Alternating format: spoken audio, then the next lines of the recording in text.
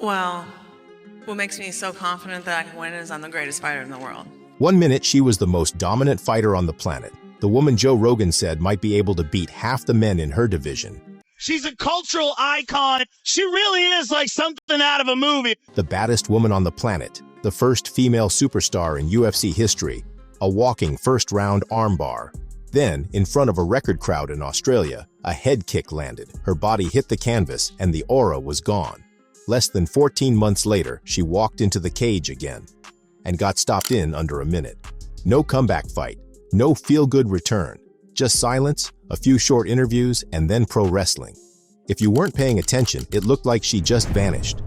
An Olympian, someone who has such an infectious personality, you could not ignore the rise of Ronda Rousey. But that rise and fall says a lot about fame, pressure, and what happens when your whole life is built on never being allowed to lose. To understand the crash, you have to understand why she felt untouchable in the first place. When you talk about pioneers, there is no one who is a bigger pioneer of mixed martial arts than Ronda Rousey. Ronda's story started way before the UFC promos. She grew up in a judo family. Her mother was a world champion. Her dad died when she was young. I was 8 years old. He told everybody, and he told me that I was meant to be something extraordinary. You know, I was gonna win the Olympics, I could be president, I could be anything. I believed him because when you're 8 years old, your dad's right about everything. Fighting, discipline, and toughness weren't hobbies around her. They were survival tools. She fought her way onto the Olympic team, and in 2008, she took a bronze medal in Beijing. That alone should have been the peak. I feel like the only thing that helped me, because winning the Olympics was the only thing I cared about as a kid. I devoted my whole life to it, and I tried and I tried. Winning the World Championships like my mom did, and I got to the finals of World Championships and I lost. And, I went to 2 Olympics and I lost. And it was still hard. Most people retire off an Olympic medal and go coach somewhere. Ronda turned it into a first chapter. When she came into MMA, it didn't even look fair. She wasn't developing as a prospect. She was ripping arms off experienced fighters in seconds. In Strikeforce, she won the women's bantamweight title by first-round armbar. She is still undefeated. She is the new Strikeforce Women's World Bantamweight Champion.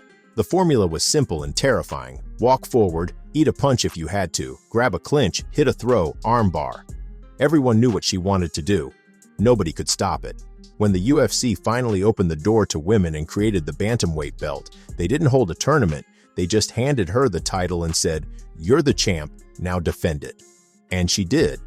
We're gonna make it official right now. The first ever UFC Women's Champion, Ronda Rousey. She'll be fighting Liz Carmouche, and she is the main event. Defense after defense, she turned big stages into highlight reels. Liz Carmouche almost had her back in the very first UFC women's fight, but Ronda shook her off and finished with her signature armbar. Miesha Tate, Sarah McMahon, Alexis Davis, Kat Zingano, Bethe Correa, the names started to blur into victims. She wasn't just winning, she was finishing almost everyone in the first round. She armbarred Tate again, stopped McMahon with a knee, knocked out Correa in 34 seconds while screaming over her body. The walkouts got bigger, the movie roles, magazine covers, talk show appearances. They kept piling up. Ronda wasn't just a fighter. She was the face of women's MMA, maybe of the entire UFC for a couple of years. But that kind of dominance comes with a hidden cost. The sport starts to bend around you. The promotion needs you to stay invincible. Fans buy into the myth. Media pushes it. You start believing that if you ever lose, it all falls apart. And behind all the hype, there were cracks people only noticed in hindsight. Technically, Ronda had world-class judo and a dangerous armbar, but her striking was raw. Her style on the feet was aggressive, almost reckless, charging forward in straight lines, chin high, trusting that she'd eventually grab hold of you. Her coach kept talking about her boxing like she was ready to fight men. Critics who pointed out flaws got dismissed as haters. When you're that successful, honest feedback gets drowned out by cheerleading. Meanwhile, the game around her was evolving. Other fighters were cross-training, leveling up every part of their game. Holly Holm wasn't a generalist. She was a decorated boxer and kickboxer who had seen every style of pressure. Where Ronda had judo and a growing striking game, Holm had striking as her native language. If you looked closely before UFC 193, you could see the matchup danger.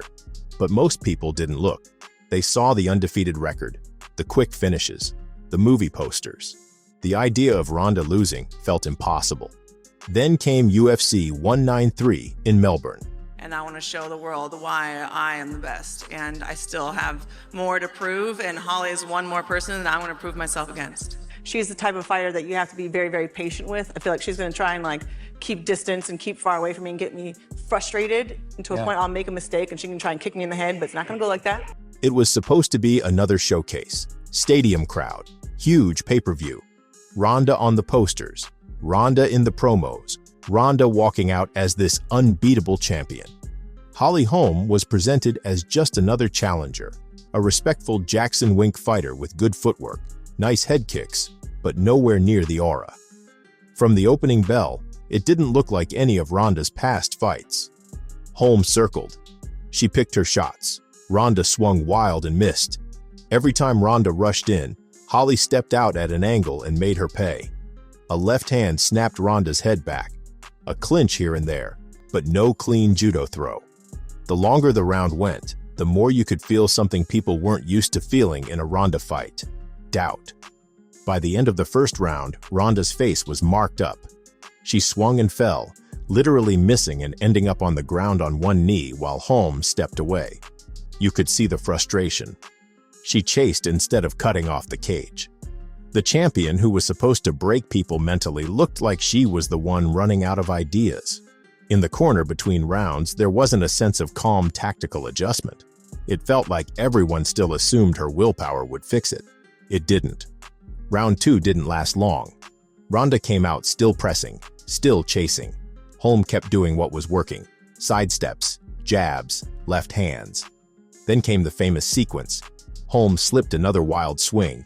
Ronda stumbled past her, and for a split second her head was right there, unprotected. Holm planted, swung her left leg, and the shin wrapped around Ronda's neck and jaw. It wasn't a glancing shot. It was a clean, full-force head kick.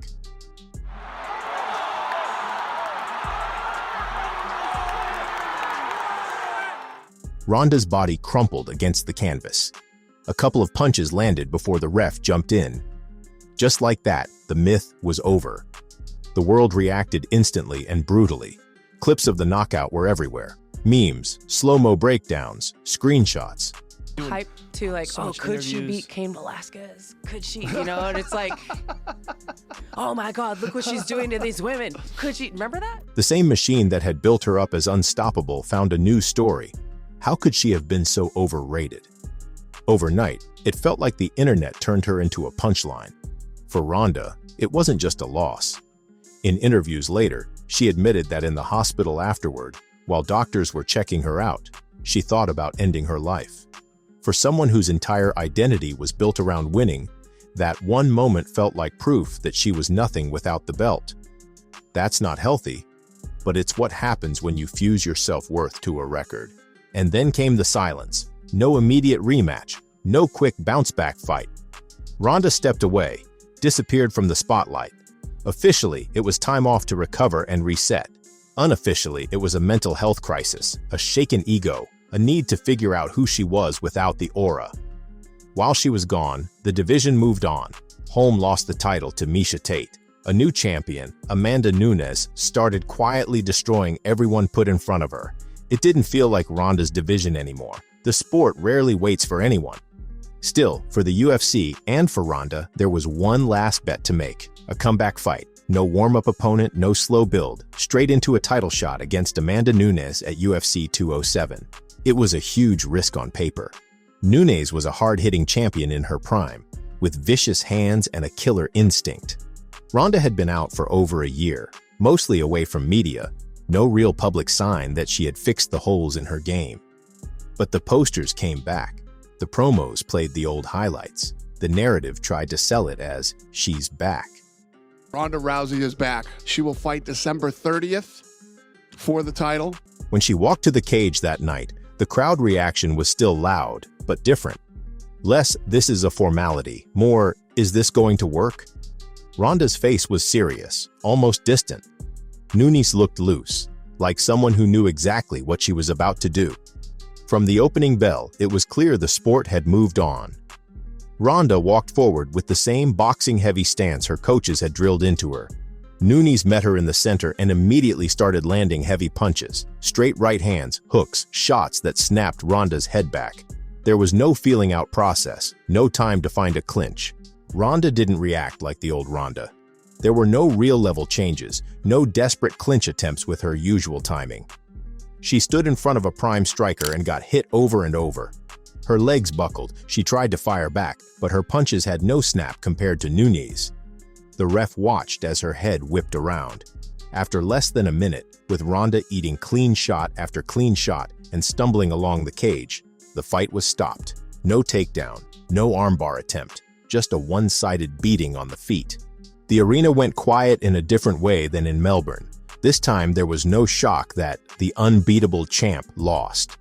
It felt more like people realizing they'd just seen the end of something.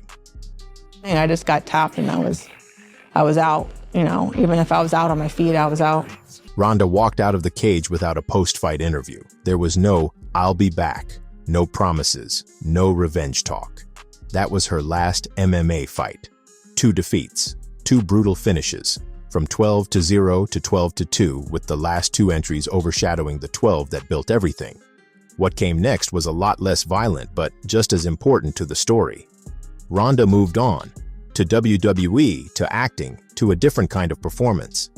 Pro wrestling gave her something MMA couldn't: control. The outcomes were scripted, the stories could be written to her strengths, and the crowd could cheer or boo without it threatening her actual health. In WWE, she headlined Wrestlemania, held titles, cut promos. For fans who only knew her from that era, she was a superstar in a different ring. For MMA fans, it was strange at first, but it made sense. If the cage felt tied to trauma and failure, stepping into a ring where you can win again on different terms probably felt like breathing. Over time, she started talking more about what those losses did to her, about depressive thoughts, about how dangerous it is to build your whole personality on being the champ. She wrote, gave interviews, and opened up in a way she never did during the undefeated run. She also got pushback. Some fans felt she never really gave Holly or Amanda their full credit, or that she ghosted the MMA world after it gave her everything. That's part of her story too. Ronda wasn't a perfect hero. She was intense, stubborn, proud, and not always graceful in defeat. So what do you do with a legacy like that? Was Ronda Rousey overrated? If you only watched the last 2 fights, you might say yes. If you lived through the era when women were told, nobody wants to watch you fight. When are we gonna see women in the UFC, man? Never. Never? Never. And then saw Ronda headline pay-per-views, sell out arenas, and force the UFC to build entire divisions around her? The answer is obviously no. She changed what was possible. Every woman getting a UFC contract today is walking through a door she kicked open. She was also a warning about what happens when the sport passes you by and you don't change with it. A warning about what happens when a promoter, a coach, a fan base all tell you that you're invincible, and you believe it so deeply that losing feels like dying. Her downfall wasn't just about getting head kicked and knocked out. It was about not having the technical layers to survive when opponents solved her first trick. It was about not having the mental tools to handle the first real failure in a career built on dominance. Ronda's story is brutal, inspiring, and uncomfortable all at once. She showed how high you can fly when timing, talent, and promotion all line up. She also showed how hard you can fall when that wave crashes. Somewhere between those 2 versions is the real person, a former Olympian who refused to accept no, who made history, who then had to learn how to live when the cheers stopped. If you want simple heroes and villains, her career won't give you that. But if you want to understand what fame and fighting really do to a human being, you start with Ronda Rousey. Ronda's future is whatever Ronda wants her future to be. But I guarantee you this, she will be great at it. Thank you so much for everyone coming out and the passion and everything. Even the people that booed me, thank you for the noise. People that cheered me, I like you even more. Thank you.